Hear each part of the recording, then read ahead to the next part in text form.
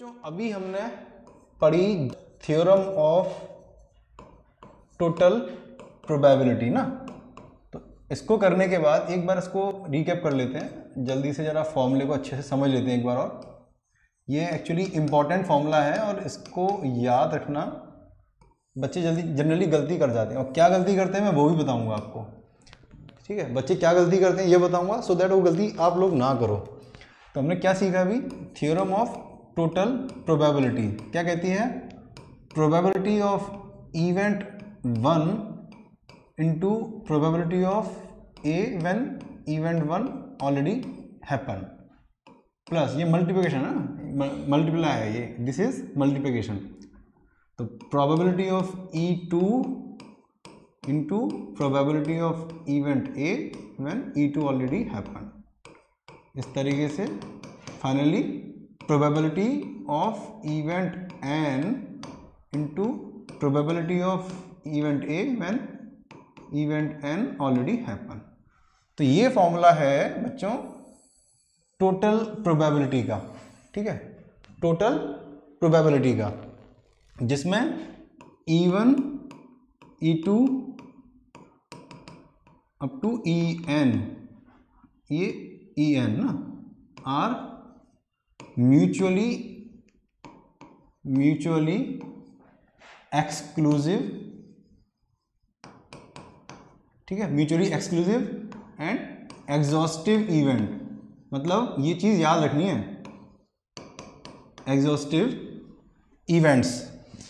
तो आपको ये चीज याद रखनी है कि E1 E2 E3 up to En are mutually exhaustive events. ठीक है बच्चों, और यदि ये इवेंट म्यूचुअली एग्जॉस्टिव हैं तो उसके ऊपर कोई एक नई इवेंट ए, ठीक है, वो इस एक्सक्लूसिव और एग्जॉस्टिव इवेंट्स का सेट का पार्ट नहीं है। ठीक है, वो अलग से कोई इवेंट है, वो कैसे भी हो सकती है। तो उस जनरल इवेंट को निकालने के लिए हम ये एक्सक्लूसिव और एग्जॉस्टिव इवेंट्स के सेट का यूज करते हैं। और फॉर्मूला क्या लिखते हैं कि E1 के साथ E2 के साथ सारी इवेंट के साथ प्रोडक्ट है किसका, ए का E1 के साथ होने की प्रोबेबिलिटी। इसका मतलब क्या होता है, हमने कंडीशनल प्रोबेबिलिटी में देखा था बच्चों, इस चीज का मतलब क्या होता है, probability of event A taking place when या गिवन E1 ऑलरेडी हैपन। ठीक है, तो E1 के साथ ए के होने की संभावना इंटू E1 की होने की संभावना, या E2 के साथ इवेंट ए के होने की प्रोबेबिलिटी इंटू इवेंट E2 की प्रोबेबिलिटी, ये सारी इवेंट के साथ में कर देते हैं तो मिल जाती है टोटल प्रोबेबिलिटी। इसको लिखने का एक शॉर्ट हैंड तरीका है बच्चों, जो काफ़ी बुक्स में मिल जाता है और याद रखने में भी आसानी है। ये होता है समेशन साइन के साथ, I varies from 1 to n probability of event, general event I। अब ये EI का मतलब क्या हो गया, 1 से लेके n तक कुछ भी वैल्यू हो सकती है ना, into probability of event A when ith event already happen, probability of event A when I event already happen. इस फॉर्मूले को आप लोग याद रखेंगे बच्चों। ठीक है, मैं बताने वाला था कि गलती कहाँ होती है। बच्चे क्या गलती करते हैं, बच्चे एग्जाम में ये लिख देते हैं, देखो क्या लिख देते हैं, जैसे probability of A is equal to, लिख देते हैं probability of A into probability of A when E1 already happen, या फिर probability of A into probability of A when E2 already happen. एक तो ये गलती करते हैं, क्या गलती है इसमें, ये कोई ए आ गया, ये आना चाहिए था E1।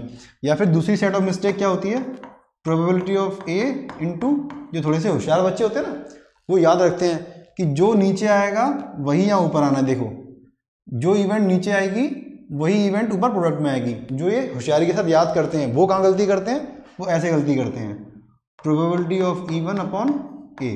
तो उन्होंने देख लिया कि नीचे ए है ऊपर भी ए है, लेकिन वो ये भूल जाते हैं कि यदि ए, जैसे इसका सेकेंड पार्ट क्या लिखेंगे, वही बच्चे देखना, एक minute hold on, probability of E2 upon A and so on. ये गलतियां बता रहा हूं आपको, मिस्टेक है ना, मिस्टेक्स, एक मिस्टेक 1, ये मिस्टेक 2। क्या करते हैं इसमें, बच्चे याद कर लेते हैं कि ऊपर जिसका प्रोडक्ट होता है डिनोमिनेटर में वही वाली इवेंट आती है। इस तरीके से कुछ बच्चे याद रखते हैं, जैसे है ना यहाँ पे E1 नीचे है तो E1 ऊपर भी है, E2 नीचे आ रही है तो E2 ऊपर आ रही है। तो ऐसे बच्चे ये वाली गलती कर जाते हैं। अब इसमें ये इस गलती से बचने का तरीका क्या है, आप ये देखो कि प्रोबेबिलिटी ऑफ ए सारी इवेंट्स में या सारे टर्म्स में कॉमन दिखाई दे रहा है, तो हम प्रोबेबिलिटी ऑफ ए को ब्रैकेट के बाहर निकाल के सबको एक साथ जोड़ सकते हैं। लेकिन आप ओरिजिनल फॉर्मूला देखोगे कि कोई भी चीज़ ब्रैकेट के बाहर आने को तैयार नहीं है, सब चीज़ें डिफरेंट हैं। तो यदि ये चीज़ ध्यान रखोगे जो मैं अभी बता रहा हूँ कि nothing can be taken out common from this total probability formula, तो आपके एग्जाम में फॉर्मूला यूज़ गलत करने फॉर्मूले को गलत तरीके से यूज़ करने की प्रोबेबिलिटी कम हो जाएगी। ठीक है बच्चों, तो ये गलती भी नहीं करना है। ठीक है, ये मिस्टेक है ना, ये गलत है ये, और ये भी गलत है। ये दोनों मिस्टेक्स आप जनरली बच्चे करते हैं, आपको ध्यान रखना है। इस तरीके से फॉर्मूले को याद कर लो। ठीक है, अब हम एक क्वेश्चन करेंगे। इनफैक्ट हम क्वेश्चंस तो काफ़ी सारे करेंगे, मगर ये मेन जो लेक्चर कंटेंट है उनमें हम सिर्फ एक एक एग्जाम्पल पिक कर रहे हैं, सो दैट थोड़ा स्पीड से थोड़ा कम टाइम में आपको मेन कंटेंट समझ में आ जाए। और फिर प्रैक्टिस के लिए हम अलग से इंडिपेंडेंट वीडियो बनाएंगे जिसमें सिर्फ प्रैक्टिस होगी। आप डेफिनेटली यदि उन सारे प्रैक्टिस क्वेश्चंस को देख लेते हो तो इट इज़ ऑलमोस्ट इक्विवेलेंट कि आपने खुद ही प्रैक्टिस की है। तो देखिए एग्जाम्पल शुरू करते हैं इसके बाद। बच्चों, ये एक क्वेश्चन है जो कि थ्योरम ऑफ टोटल प्रोबेबिलिटी के ऊपर बेस्ड है। अब इस क्वेश्चन को हम यदि फॉर्मूला लगा के डायरेक्ट सॉल्व करेंगे तो अभी 1 मिनट की एक्सरसाइज है, क्वेश्चन इजीली सॉल्व हो जाएगा। मगर मैं चाहता हूं कि अभी जो स्लाइड हमने देखी हैं या जो हमने थ्योरी समझी है, उस थ्योरी की लाइट में एक एक चीज़ को हम क्लियरली समझें कि इवेंट्स, एग्जॉस्टिव इवेंट्स किस तरीके से लेते हैं, mutually exclusive and exhaustive events. यहाँ पर एग्जाम्पल से समझाऊंगा, फिर मैं समझाऊंगा कि किस तरीके से एक जनरल इवेंट को हम हर एक इवेंट 1, इवेंट 2 के साथ इंटरसेक्ट करके निकालते हैं। बेसिकली मैं इस एग्जाम्पल के थ्रू आपको पूरी की पूरी थ्योरी क्लियर करना चाहता हूँ। आप ध्यान से मेरे साथ रहिए, थोड़ी देर आपको समझ में आ जाएगा अच्छे तरीके से। और एक एग्जाम्पल भी, प्रोबेबिलिटी की एक खास बात है कि एक एग्जाम्पल भी या 2-3 एग्जाम्पल भी ढंग से समझ के कर लिए जाएं तो फिर ज़्यादा कुछ रहता नहीं है प्रोबेबिलिटी में करने के लिए। ठीक है, तो उसको ध्यान से समझेंगे। पहले क्वेश्चन पढ़ लेते हैं एक बार।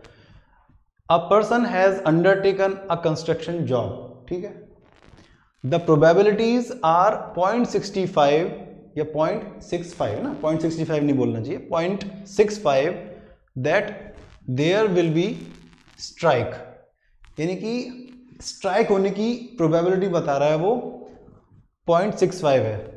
ठीक है, फिर कहता है 0.8 that the construction job will be completed on time if there is no strike. थोड़ा वियर्ड सा क्वेश्चन बनाया है उसने। पहले तो बोल रहा है कि स्ट्राइक होने की प्रोबेबिलिटी है 0.65 और फिर बोल रहा है कि यदि स्ट्राइक नहीं होती है तो जो काम है ना, जो भी वर्क है, उस वर्क के कंप्लीट होने की, यानी कंस्ट्रक्शन के कंप्लीट होने की प्रोबेबिलिटी बता रहा है 0.8 है। ऑब्वियस सी बात है, जब स्ट्राइक नहीं होगी तो कंस्ट्रक्शन के कंप्लीट होने की प्रोबेबिलिटी ज़्यादा होगी। ठीक है, तो स्ट्राइक नहीं होगी तो कंस्ट्रक्शन की प्रोबेबिलिटी कंप्लीट होने की 0.8 बता रहा है। फिर बता रहा है कि and 0.32 that the construction job will be completed on time if there is a strike. Obviously बात है, यदि स्ट्राइक होगी तो कंस्ट्रक्शन की कंप्लीट होने की प्रोबेबिलिटी कम हो जाएगी, 0.32 रह गई, पहले क्या थी 0.8 थी यदि स्ट्राइक नहीं होती है तो। Determine the probability that the construction job will be completed on time. तो बच्चों फॉर्मूला तो इजी था, सबने देख लिया, समझ लिया। अब फॉर्मूले को जैसे ही क्वेश्चन में लगाने की बारी आती है तो बच्चों को समझ नहीं आता कि कौन सी इवेंट को क्या माने। ठीक है, 2 तरह के इवेंट्स थे, एक तो म्यूचुअली एग्जॉस्टिव एंड मतलब mutually exclusive and exhaustive event का सेट था, और एक जनरल इवेंट थी। तो किस इवेंट को क्या माना है, यहाँ बच्चे कंफ्यूज होते हैं, और यही क्रक्स है स्टोरी का। अब ध्यान से देखो, एक तो आप समझो कि इस एग्जाम में एक जो भी फैक्ट्री है या जो भी कंपनी है, व्हाटएवर कंस्ट्रक्शन कंपनी है, उसमें या तो हड़ताल होगी या हड़ताल नहीं होगी। ठीक है, तो मतलब क्या हो गया कि यदि आप कंस्ट्रक्शन कंपनी के पॉइंट ऑफ व्यू से देखें तो हड़ताल का होना या हड़ताल का ना होना, इन दोनों में से ये दोनों म्यूचुअली एक्सक्लूसिव हो गए, यानी कि हड़ताल होगी तो या तो हड़ताल होगी या हड़ताल नहीं होगी, मतलब दोनों इवेंट एक साथ नहीं हो सकती है ना। म्यूचुअली एक्सक्लूसिव का मतलब क्या होगा, दो इवेंट एक साथ नहीं हो सकती। तो हड़ताल का होना या हड़ताल का ना होना दोनों म्यूचुअली एक्सक्लूसिव है, एक इवेंट होगी तो दूसरी नहीं होगी। ऐसा नहीं हो सकता कि हड़ताल हो भी गई और हड़ताल नहीं भी हुई, है ना, ये नहीं होता, एटलीस्ट मैथमेटिक्स में नहीं होता, है ना। तो ये इवेंट्स कैसे हो गए, म्यूचुअली एक्सक्लूसिव हो गए, ठीक है। अब एग्जॉस्टिव चेक करते हैं, एग्जॉस्टिव है कि नहीं। एग्जॉस्टिव का मतलब क्या होता है कि यदि आप इवेंट 1 और इवेंट 2 दोनों का यूनियन निकालो तो पूरा सैंपल स्पेस बन जाना चाहिए, है ना। एग्जॉस्टिव का मतलब क्या होता था कि इवेंट 1 और इवेंट 2, यहाँ दो ही इवेंट हैं तो इन दोनों का सम सैंपल स्पेस के इक्वल या इन दोनों का यूनियन सैंपल स्पेस हो जाना चाहिए था, ठीक है। तो अब या तो इवेंट 1 को मान लेते हैं, ठीक है, इवेंट 1 को मान लेते हैं स्ट्राइक होना या स्ट्राइक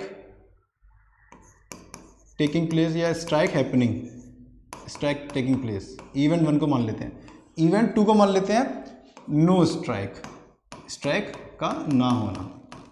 तो यदि हम इवेंट 1 और इवेंट 2 को ठीक से आइडेंटिफाई कर जाएं तो काफ़ी क्वेश्चन फिर आसान हो जाता है। तो इवेंट 1 को मैंने मान लिया कि स्ट्राइक टेकिंग प्लेस और इवेंट 2 को मान लिया नो स्ट्राइक, या सिंपल लिखो इवेंट 1 का मतलब है स्ट्राइक, जस्ट स्ट्राइक, और इवेंट 2 का मतलब है नो स्ट्राइक। तो या तो स्ट्राइक होगी या स्ट्राइक नहीं होगी, तो ये कंप्लीट सेट हो गया, है ना। जैसे ये कंप्लीट सेट हो गया मतलब ये एग्जॉस्टिव हो गया, और म्यूचुअली एक्सक्लूसिव तो था ही कि एक होगी तो दूसरी नहीं होगी, मतलब इवेंट 1 और इवेंट 2 का एक साथ होने की प्रोबेबिलिटी या इनका इंटरसेक्शन नल है। इवेंट 1 एक क्या है, सेट है, ये एक सेट को रिप्रेजेंट करता है। तो मैं ऐसे भी लिख सकता हूँ कि event 1 intersection event 2 is null. अभी प्रोबेबिलिटी की बात नहीं कर रहा हूँ मैं, सिर्फ इवेंट 1 और इवेंट 2 की बात कर रहा हूँ। तो ये दिखाता है कि एक्सक्लूसिव है, ठीक है जी, और ये दिखाता है कि एग्जॉस्टिव है।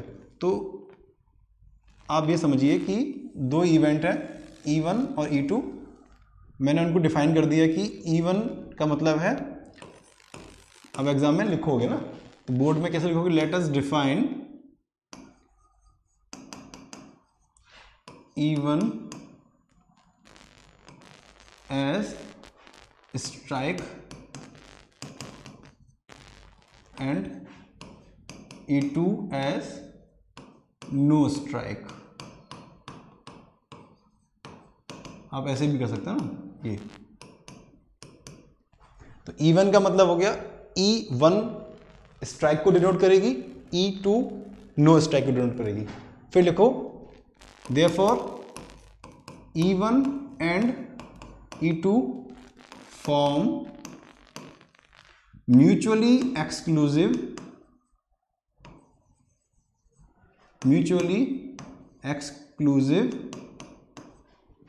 एंड एग्जॉस्टिव,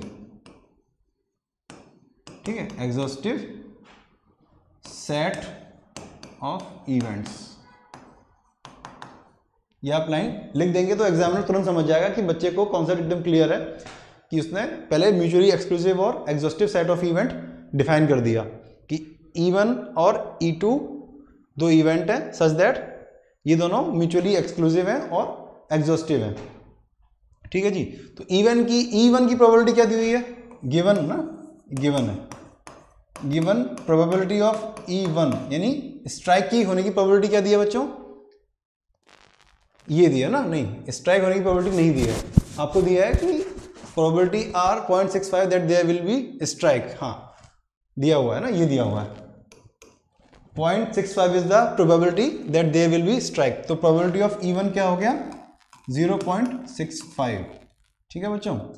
अच्छा एक चीज और नोट करना, जब इवेंट्स एग्जॉस्टिव होती हैं तो उन सब का सम 1 होता है, मतलब यदि E1 and E2 are exhaustive तो E1 plus E2 is equal to, sorry E1 E2 नहीं, probability of E1 and probability of E2, probability of E1 and probability of E2 का सम 1 होगा यदि ये एग्जॉस्टिव इवेंट्स हैं तो। ठीक है जी, तो प्रोबेबिलिटी ऑफ E1 क्या दिया हुआ है 0. यहाँ लिख देना since E1 and E2 are exhaustive therefore probability of E1 plus probability of E2 is equal to 1। तो 0.65 plus probability of E2 is equal to 1.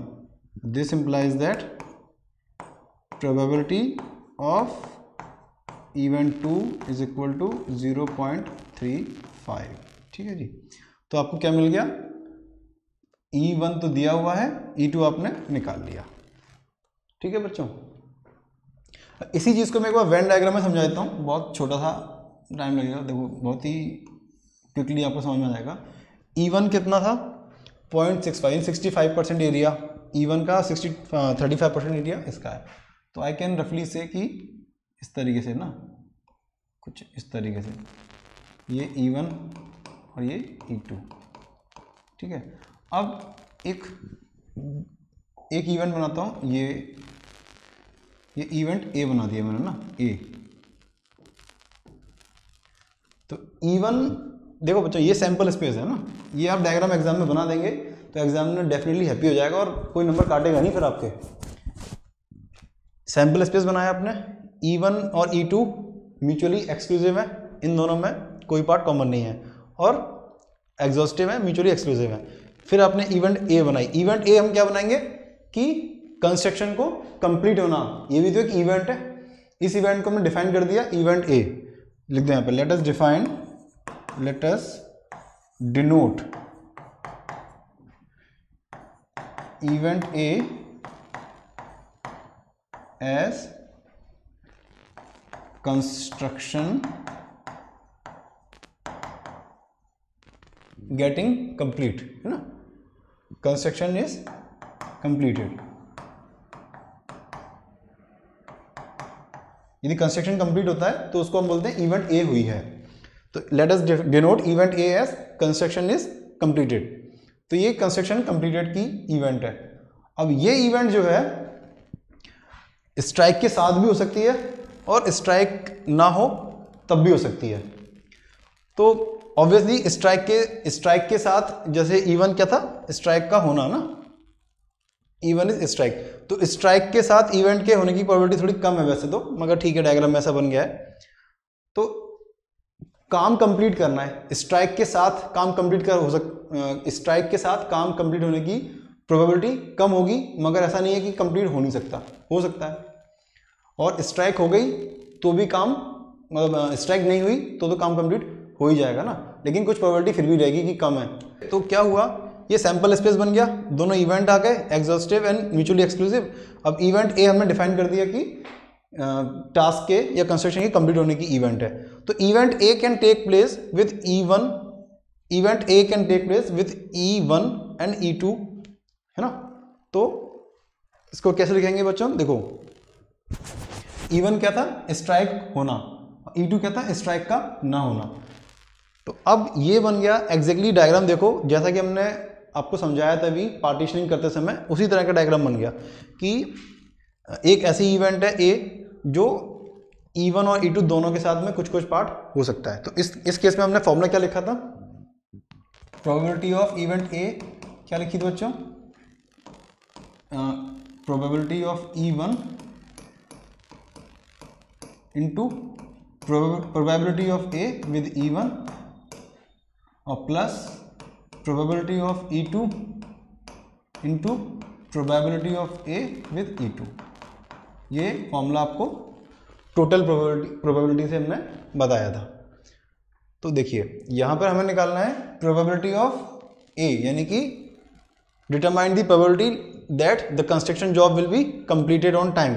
तो हमने A डिफाइन किया हुआ है, A as construction is completed on time लिख देते हैं, चलिए ऑन टाइम।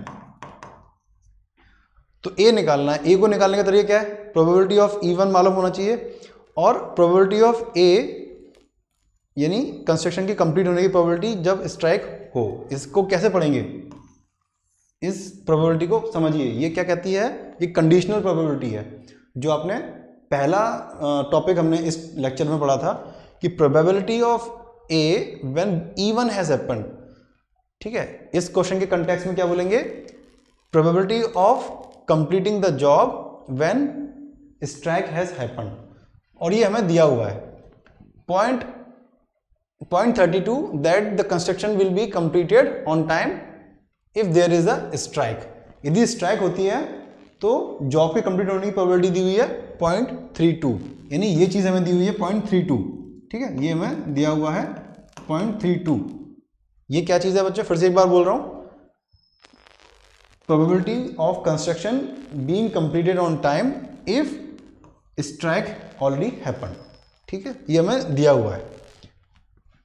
तो देखिए इसको फॉर्मूले में रखेंगे, इसको हटा देते हैं, चलिए ठीक है। अब आप देखिए प्रोबेबिलिटी ऑफ E1 क्या था, 0.65 into probability of A when E1 has happen, यानी कि probability of work is construction being completed when strike happen कितनी थी 0.32 प्लस प्रोबेबिलिटी ऑफ E2 यानी कि स्ट्राइक ना हो, इसकी प्रोबेबिलिटी क्या निकल के आई थी 0.35। अब ये क्या बचेगा, सोच के देखो क्या होगा, ये होगा काम कंप्लीट होने की प्रोबेबिलिटी जबकि स्ट्राइक ना हुई हो। ये क्या था, काम कंप्लीट होना जब स्ट्राइक हुई हो, और ये क्या है, काम कंप्लीट होना जब स्ट्राइक ना हुई हो। जब स्ट्राइक नहीं हुई होगी या विदाउट स्ट्राइक 0.8% चांस है कि काम कंप्लीट हो जाएगा, तो यहां आएगा 0.8, ठीक है बच्चों। तो मैंने क्या किया, टोटल प्रोबेबिलिटी के फॉर्मूले का यूज करा, ठीक है, और इस डायग्राम के थ्रू मैं आपको समझाने की कोशिश कर रहा हूं कि किस तरीके से इवेंट लिए जाते हैं और किस तरीके से जो हमें हमारा जैसे एक थर्ड इवेंट जो होता है ना, जो एक्सक्लूसिव और एग्जॉस्टिव केस से बाहर होता है, उसको कैसे हम गिवन इवेंट के साथ एसोसिएट करके सॉल्व करते हैं, ठीक है। फिर ये फॉर्मूला लगा देंगे बच्चों, ये सब आप स्टेप बाय स्टेप लिखेंगे एग्जाम में, इसको सॉल्व कर दो, इजी है अब तो, ठीक है। ये कितना आ जाएगा 0.65 इंटू 0.32, तो 65 इंटू 30 195, तो ये हो गया 2080 ना, तो 0.2080, ठीक है बच्चों। अब ये कितना हो जाएगा 35 इंटू 8, तो जाएगा 0.280, ठीक है बच्चों। तो ये बन गया कितना, this is equal to 0.488। This is the probability of task being completed, ठीक है। Determine the probability that the construction job will be completed on time irrespective of considering कि वो स्ट्राइक के साथ है या स्ट्राइक के बिना है, स्ट्राइक के साथ नहीं, स्ट्राइक के साथ है या स्ट्राइक के हुए बिना है, whatever the case B.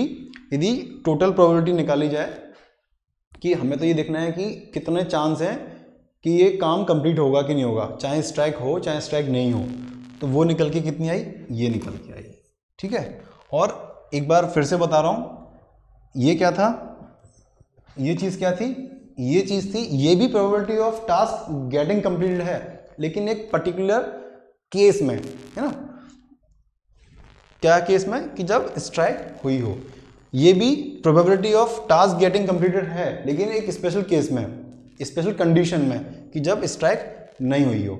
और ये क्या है, ये भी probability of task getting completed है, लेकिन ये किसी पर्टिकुलर कंडीशन में नहीं है, ये एक जनरल है विदाउट एनी स्पेसिफिक कंडीशन, ठीक है। बच्चे कंफ्यूज होते हैं कि ये भी प्रोबेबिलिटी ऑफ ए है, ये भी प्रोबेबिलिटी ऑफ ए है, ये भी प्रोबेबिलिटी ऑफ ए है, एक ही काम को करने की तीन अलग अलग प्रोबेबिलिटी कैसे निकल सकती हैं। तो ऐसे निकल सकती हैं कि ये है कंडीशन 1 की स्ट्राइक हो रही है तब प्रोबेबिलिटी है, ये है कंडीशन 2 की स्ट्राइक नहीं हो रही है तब क्या प्रोबेबिलिटी है। ये ऑलरेडी एग्जाम में क्वेश्चन में दिया हुआ है। हम क्या निकाल रहे हैं कि जनरल प्रोबेबिलिटी, कंडीशन हटा दो, कोई कंडीशन नहीं है, जनरल हम ये चेक करना चाहते हैं कि हमारा काम या कंपनी ये चेक करना चाहती है कि कोई भी कंस्ट्रक्शन जॉब जो हाथ में है वो कंप्लीट होगा कि नहीं होगा। तो सारे सिनेरियो, सारी कंडीशन सोच के फिर डिसाइड कर रही है और बोल रही है कि 0.488 या 48.8% चांस है कि हमारा काम कंप्लीट हो। ऐसा क्यों है? क्योंकि स्ट्राइक की प्रोबेबिलिटी बहुत ज़्यादा है। देखिए स्ट्राइक की प्रोबेबिलिटी 65% है, इसीलिए हमारे काम की प्रोबेबिलिटी थोड़ी सी कम है। ठीक है, रियल वर्ल्ड की एक अच्छी सी प्रॉब्लम थी। इसके थ्रू आई होप कि आप लोगों को टोटल प्रोबेबिलिटी समझ में आई होगी। यदि अभी भी कोई डाउट है तो एक बार एक बार वीडियो को दोबारा देख सकते हैं आप लोग। बाकी हम लोग प्रैक्टिस सेशन में या अलग से जो वीडियोस अपलोड करेंगे उनमें बहुत सारे क्वेश्चंस इस टॉपिक के ऊपर भी करवाएंगे। Thank you.